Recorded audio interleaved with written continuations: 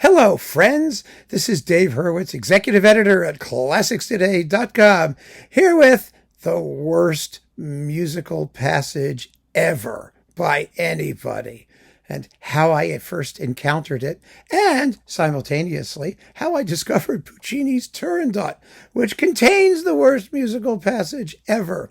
I mentioned it, I've been briefly in doing surveys of Puccini stuff, but this is a good story that I think deserves a little separate treatment. See how you feel about it. You know, when I was a kid, first listening to classical music, I really knew nothing about opera and was not an opera person. I'm still really not an opera person. I'm a composer person. Happily, I like composers who wrote operas, so that makes you an opera person. But, it's not the same. It really isn't. Getting to listen to operatic voices and things, it's difficult. It really is difficult, I think, to get used to it. Some people just take to it. Others, I needed a period of adjustment. And also, I had my mother's record collection, which is how I acquired my taste for classical music. It was essentially her taste. And she didn't listen to opera. She listened to American musical theater, musicals. And I loved musicals, and she loved musicals. And we went to see musicals. So I think I was well primed for opera, to be honest with you.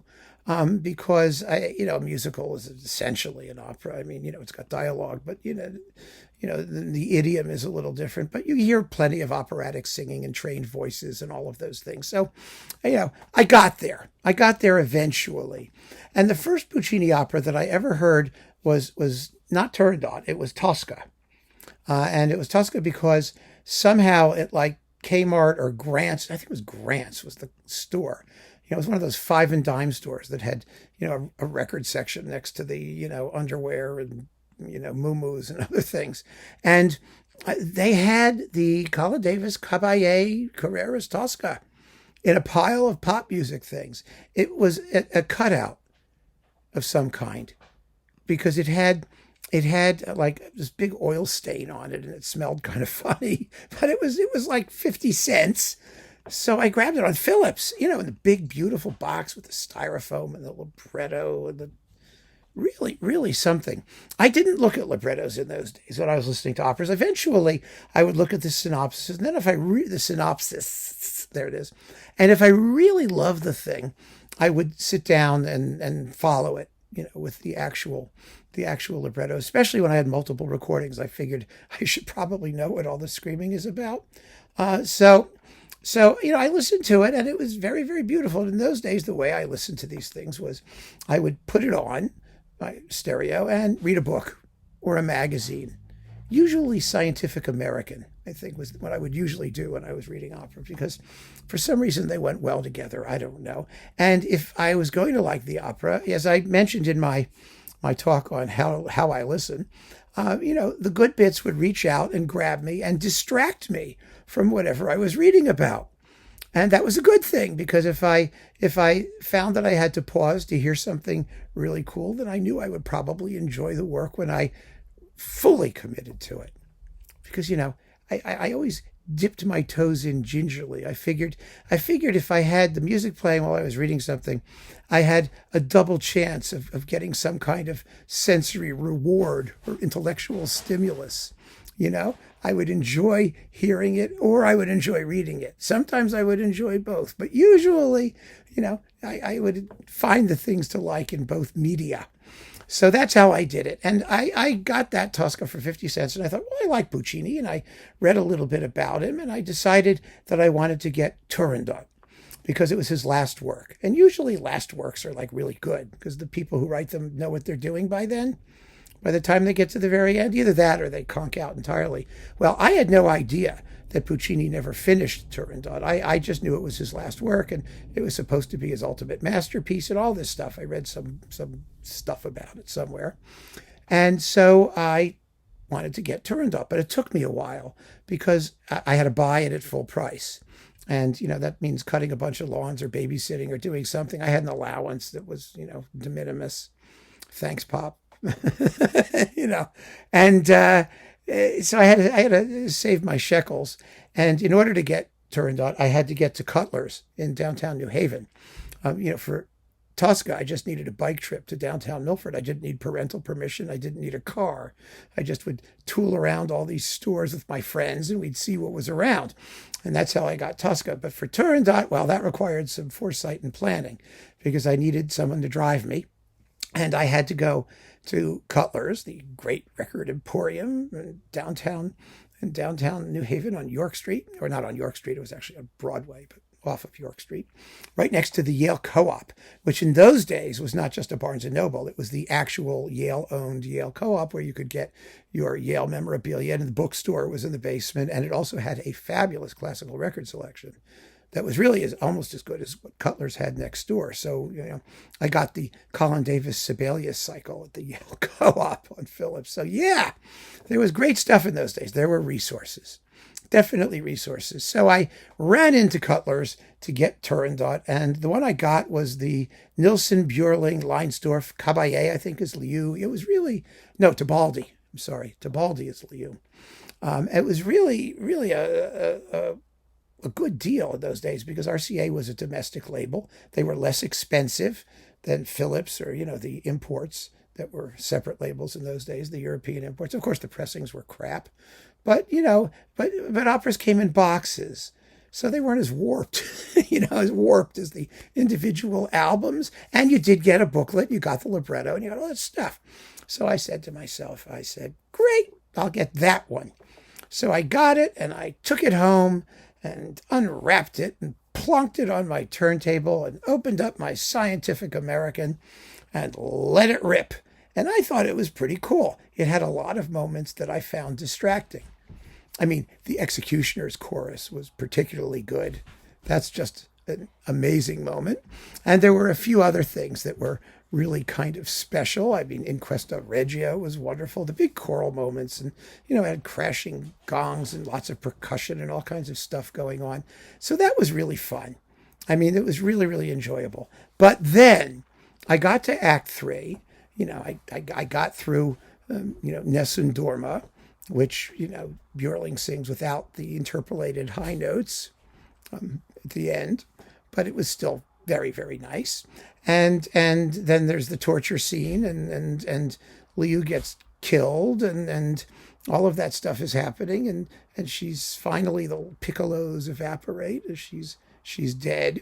And I got up because in those days you had to turn the record over. And most these things were on 3 discs and, half an act would be on one side, the other half would be on the other. Usually there was a reasonable break where you can do the side flip. And this has one because Puccini died. So yeah, I didn't know that at the time, but it ended. And I turned on, I flipped the record over and got back to my Scientific American. And the music started with boom, boom, Principessa de Jello or something. I don't know. It's Principessas and Jellos. There's a lot of Jello in Italian opera. You ever notice that? They like Jello. It's the GI words with L's in them. They all sound like Jello. So Koloff is yelling, and I just sat bolt upright. I remember like it was yesterday. I'm reading the magazine, and I just went, ah! This is not Puccini. It just shocked me.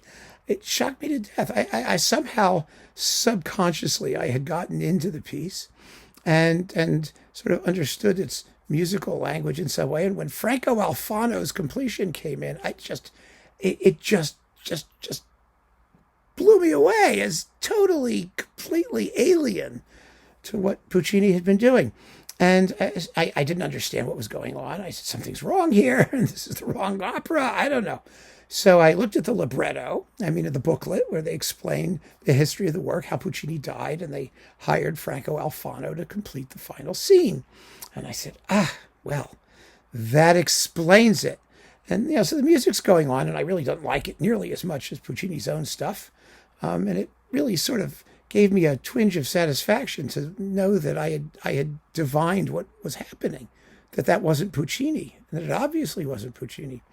And so I'm listening along and reading my Scientific American, and then the moment comes when Koloff reveals his name to Turandot.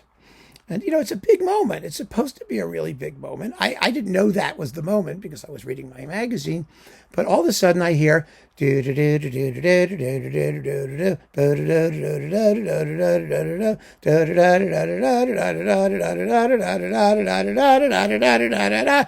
am Kalaf, son of Timur. And then, of course, Turandot screeches, no, I know your name. It was horrible. It was just horrible. But that phrase, I went back and I put the needle back and put it down. And there it is. I said to myself, oh my God, that is the most trite, banal, horrible, musically worthless musical moment I've ever heard. And I looked at the libretto and it's like, this is the moment? And that's all this guy has for the moment? Oh, I was angry. Absolutely angry. I remember it so well because it was such a shock. Really incredible. And then I played the rest of it. And of course, now we go to the business where, he kisses her and the kiss. Could anything be more vulgar than the kiss? He kisses her like the bass drum's going thwomp, thwomp, thwomp. It's like a hammer blow from Mahler's Sixth. That's the kiss. I mean, it was also just, wah! And then of course they do this simulacrum of a love duet, which is just terrible musically. And I mean, supposedly it's based on Puccini's actual sketches. I don't know. I don't care. It just sucks. And then there's the B-rated Broadway musical ending with the big tune, Nessun Dorma comes back at the end. It's so tacky. Oh my gosh, I understand he did it just so they had the ending, so they could end it somehow. I appreciate that. But the music is so bad, and the way he did it is so bad. It's horrible. I actually came up with my own ending for Turandot, which I think I've mentioned before. I mean, there are two possible endings. One of them is after the death of Liu, the populace rises up in a rebellion and kills Kalaf and Turandot, and everybody goes home. That's a very good ending. The other one is Ping Pang and Pong show up at the very end and quit. After the death of Liu, they all walk up to Turandot and says, Principessa, we quit. And they all go home. That works too. But boy, what Alfano did is just putrid. And so I discovered Turandot. And I discovered a few things also about my own habits as a listener, that I had a pretty good sense of the idiom, the composer, and I think maybe even developing the first vestiges of musical taste.